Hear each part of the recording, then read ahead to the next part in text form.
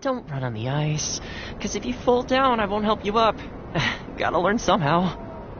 Hey, how about we go for a nice meal sometime? My treat, of course.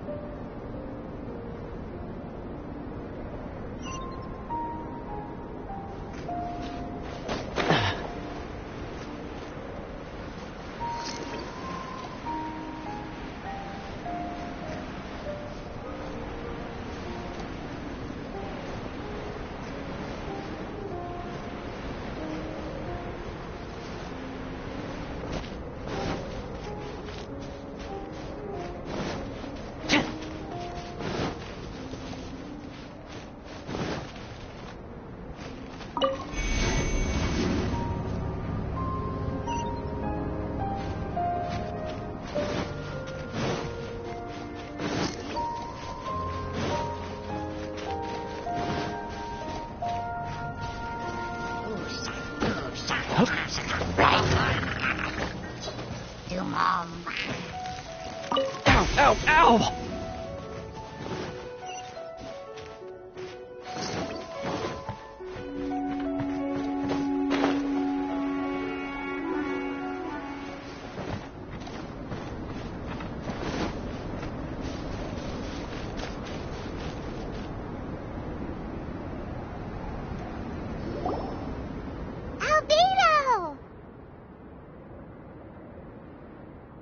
Traveler, Paimon. I suppose your story is ready. Yep. How about you? Do you need some more time? No need. I am also ready to tell my story. Paimon calls dibs. Paimon first! Please, go ahead. Okay, here goes. Once upon a time, there was an evil researcher who went into the mountains and did a crazy experiment on whopper flowers to transform their appearance. After a lot of pain and suffering, the whopper flowers finally took on a human form. Then they stood by the side of the mountain to wait for unsuspecting bypassers. To whoever spoke to them, they would ask some questions such as, "Who am I? Who are you?" If the bypasser got the wrong answer, the last sound they'd make would be a yelp before the whopper flower ate them alive in one bite. Ooh, truly frightening. What the? You two aren't... Don't go nitpicking, okay?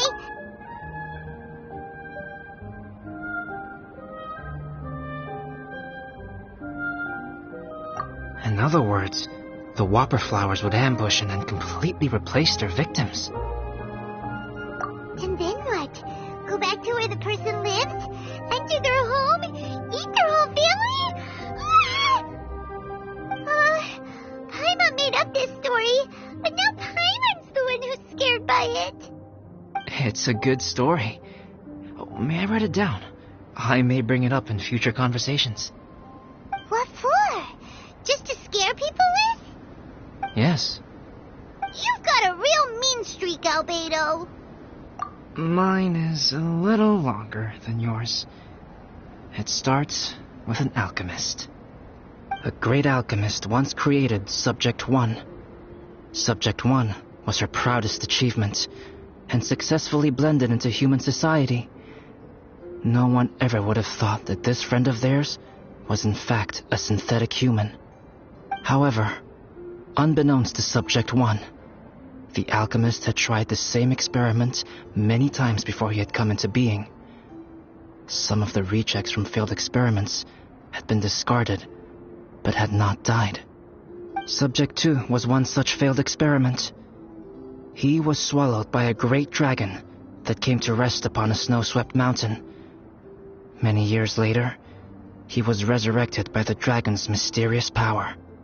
He saw all kinds of people on the mountain, including Subject 1, who had somehow miraculously blended in among them.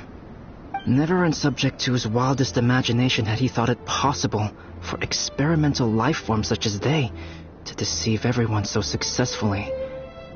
He saw the way humans accepted Subject 1 as a friend, witnessed their affection, as they addressed him by name. This was what Subject 2 wanted. Now, all that Subject 2 desired was to replace Subject 1 and take the joy of his existence for himself. This is giving Paimon the chills. So scary. Subject 2 began to unfold his plan. He stole Subject 1's books and notes and studied all that Subject 1 had learned from the alchemist. Subject 2 was highly intelligent, and he learned quickly. He changed his face into an exact replica of Subject 1's face. Then, he found a plant with mimicry capabilities and transformed it using dragon blood and alchemy. And so, not only did Subject 2 transform his own appearance to perfectly match that of Subject 1, he also created a third entity, Subject 3. What? There's 3 of them now? But Subject 2 wanted to become a perfected human. So, he erased a mark on both his and Subject 3's necks, for these marks were symbols of imperfection. In my view, it was probably a subconscious act, an instinct. He so desperately craved to become a perfect human being that he forgot something. Human beings are defined by their flaws. Subject 2's plan was meticulously crafted. Subject 3 would draw Subject 1's attention. After Subject 1 disposed of Subject 3, he would assume the threat had now disappeared and would let his guard down. The next moment that Subject 1 was alone, Subject 2 would make his move. He would eliminate Subject 1 and become the only one remaining. He would secretly replace the Subject 1 of everyone's memories and inherit his identity, residence, clothing, sword, name, and friends. People would have no idea that the individual they knew had become somebody else from one day to the next. This is way too scary. Paimon's never gonna be able to trust anyone again. But just before Subject 2 could carry out his plan, a unique stranger entered the mix. Subject 2 tried to make contact with this person, but found that they could somehow sense he was different from Subject 1. What's wrong? Are you scared? What happened then? What happened to the stranger? He became a new stage in Subject 2's plan. One more person that Subject 2 had to dispose of. It's as if there were 3 identical roses in a garden. Only one of the 3 was a fine specimen, while the other 2 were defective specimens that bore poisonous thorns. In all the world, only the gardener who tended to them could tell which was the good specimen. People do not like poisonous plants. Only a perfect rose can fetch a high price. If the inferior specimens wanted to conceal the fact of their worthlessness, they would have to take the gardener out of the picture, using their poisonous thorns. This is exactly what Subject 2 was thinking. So, he hid in the shadows and waited patiently. Maybe soon, he would get his chance to become truly human.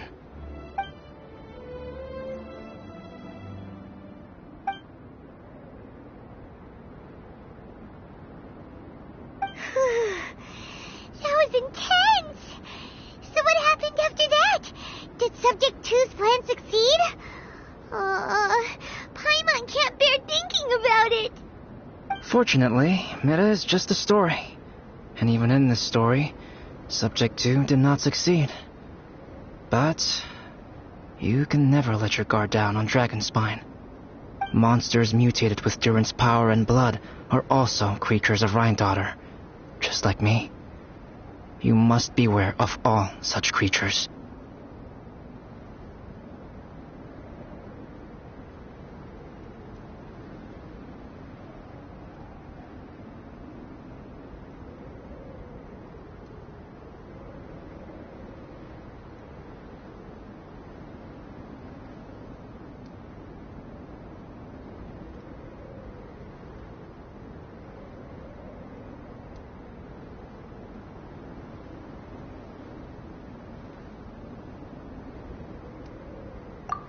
I'm glad to hear that.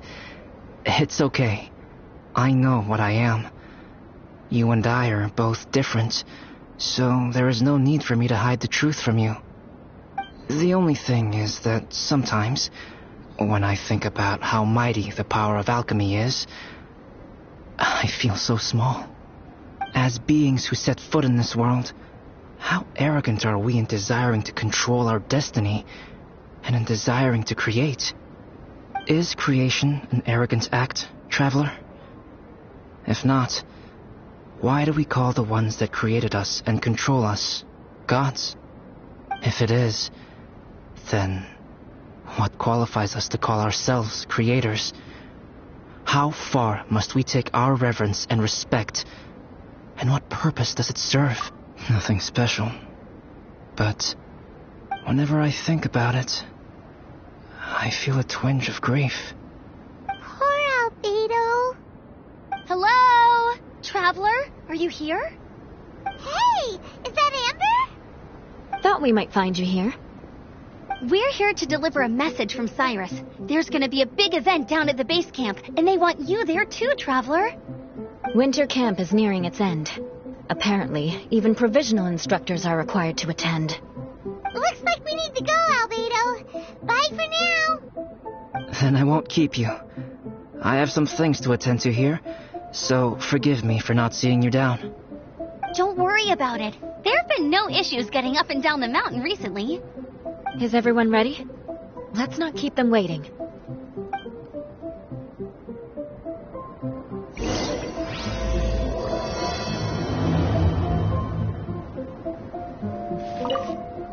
Go ahead. You're one of their instructors, no?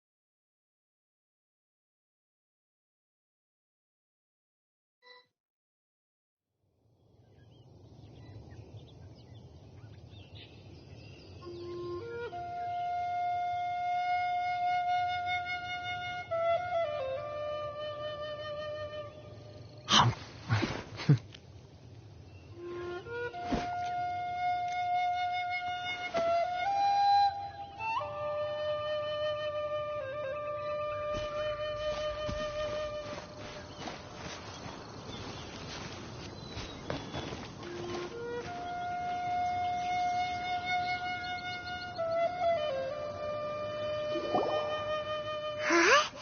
Who is this guy?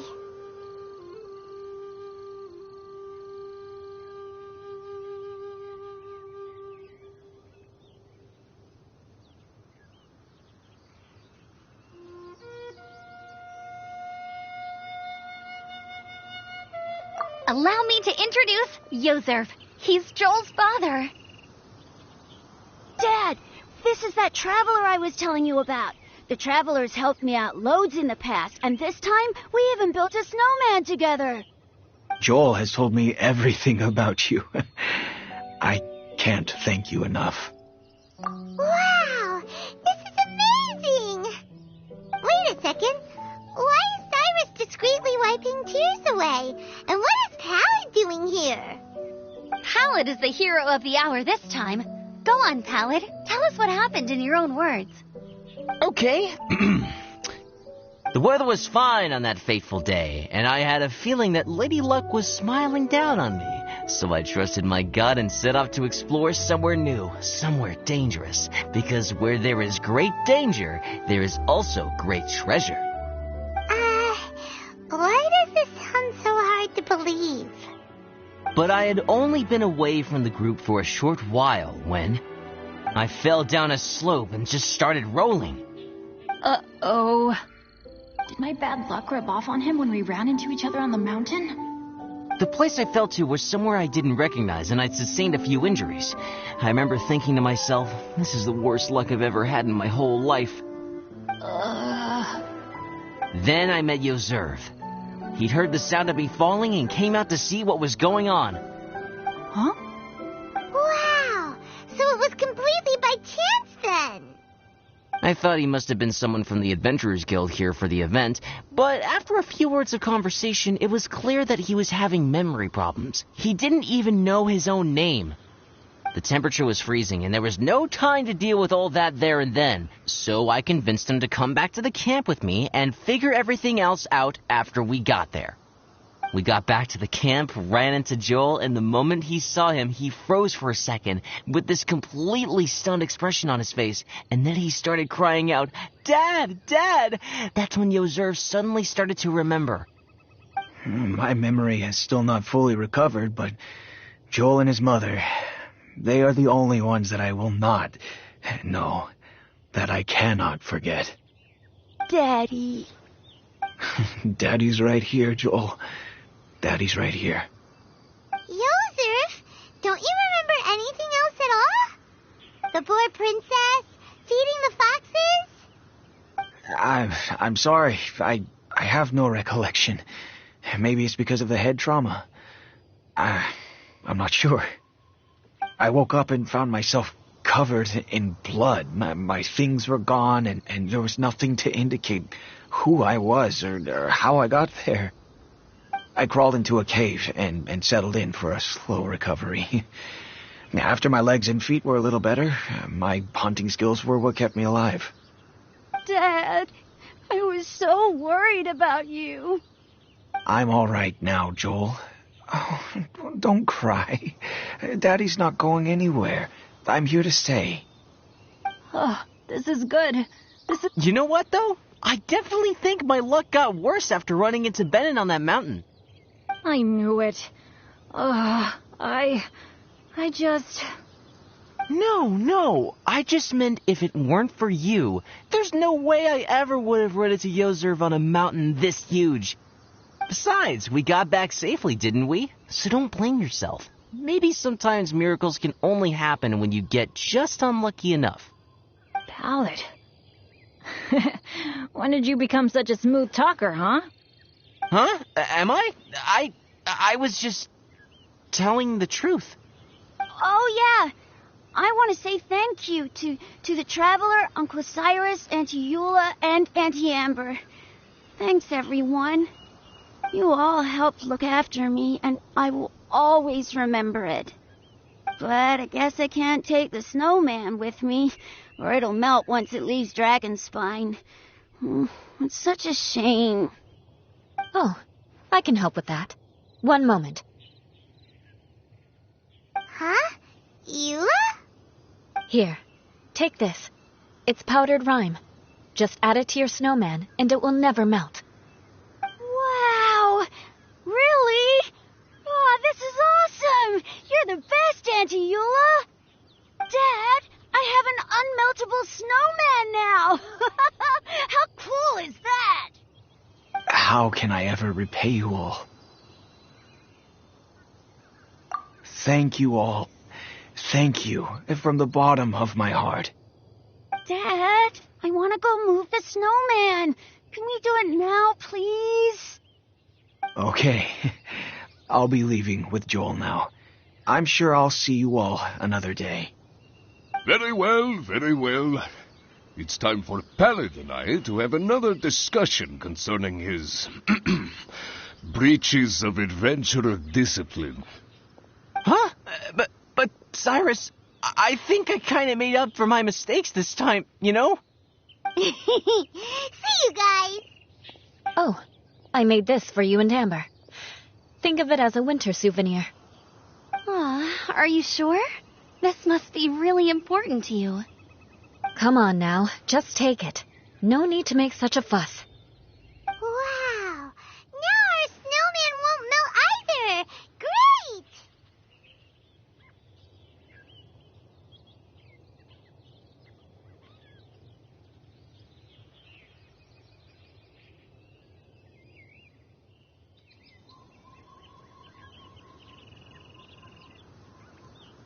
You're welcome. Just keep it. That's all I ask. Amber and I have some business to attend to now. See you later. See you! Everyone's gone. Seems like they've all got their own stuff to do now. Oh! You know what? We've been on Dragonstein all this time, and somehow Paimon still forgot to ask Albedo about how to make a fruit juicifier machine that could keep the juice fresh.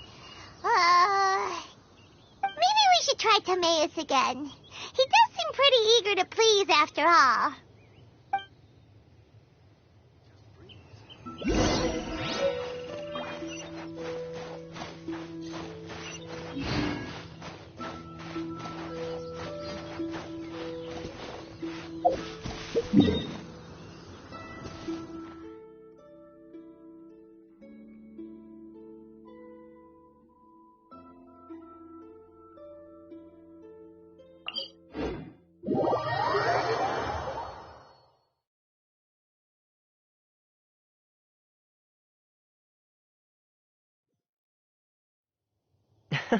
Lovely weather we're having.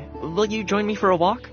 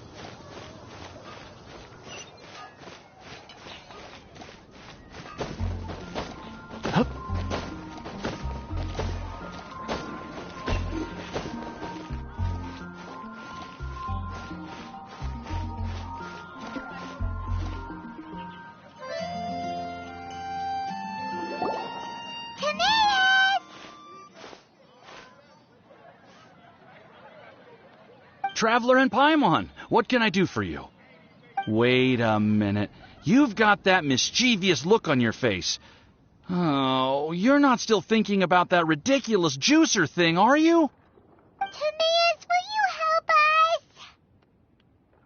us? Well, if the Traveler isn't really interested, then, yeah, maybe I'll give this one a pass.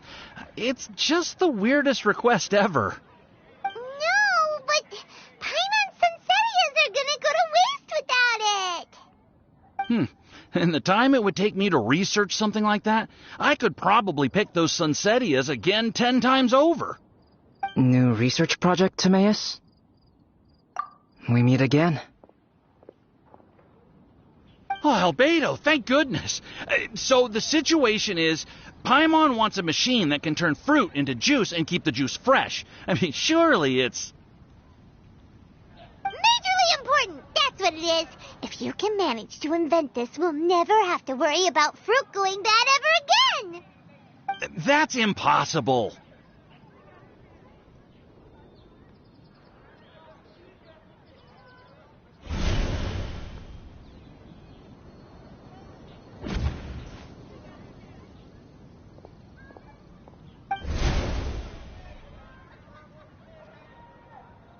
Turning fruit into juice is not hard, but keeping it fresh is more difficult. But if you simply want to keep the fruit from rotting, there are many ways to achieve this. Right, Traveler?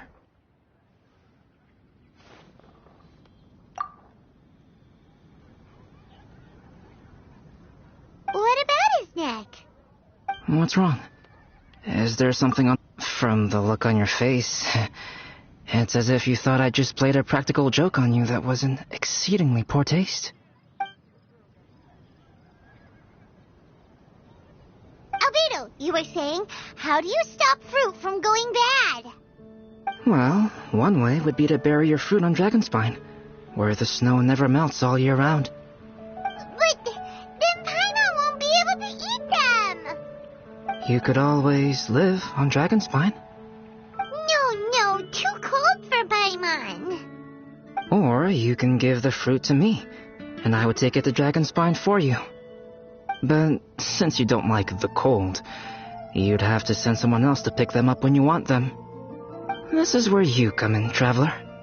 Suddenly sounds a lot more feasible with other people doing all the work. Okay then, shall we go with that idea? Fruit buried on Dragonspine will stay fresh for much longer. However, it is also possible that the fruit will sprout and grow into fruit trees. Who knows? Maybe the next time you visit, it will have grown into an orchard. You can water the trees, add fertilizer, and when they finally bear fruit, you will have some fresh sunsettias. No way! Then Paimon will have to be a gardener! That's not the goal here. Oh? Well, I don't think being a gardener is so bad.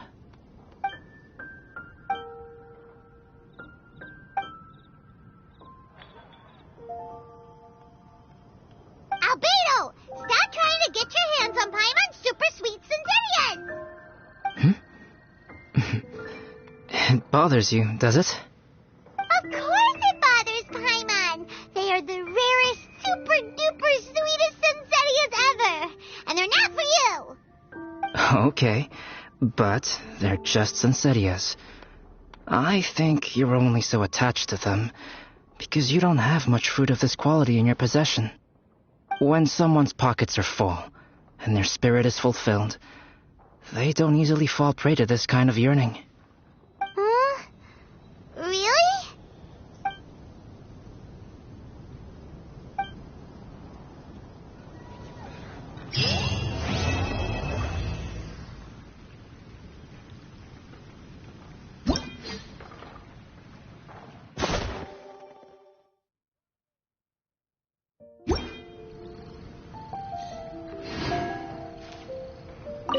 Dragonspine is too cold for ordinary fruit trees to... If, one day, Dragonspine did become home to gardens and orchards, there would be more reasons for people to visit. Perhaps a little life is the key to attracting people. Life may exist in all kinds of unfathomable forms, and in all manner of unthinkable environments. Mysterious, yet tenacious. Perhaps this is what makes life so special.